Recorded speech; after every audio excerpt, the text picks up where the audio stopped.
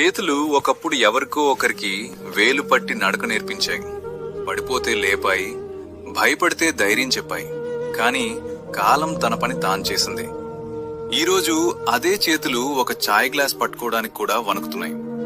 జీవితం అనే నాటకం ఎంత విచిత్రమో కదా. మనం ఎక్కడి నుంచి ప్రారంభిస్తామో చివరికి మళ్లీ అక్కడికే తీసుకొచ్చి నిలబెడుతుంది.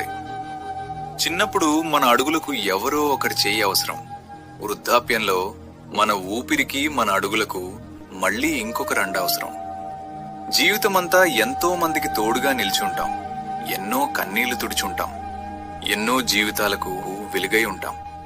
కాని ఒక దశ వచ్చిన తర్వాత మన కోసం ఎదురు చూసే చేయి మాత్రం చాలా అరుదైపోతుంది.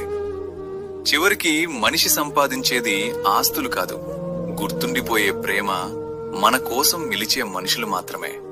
ఎందుకంటే జీవితం ఒక వలయం.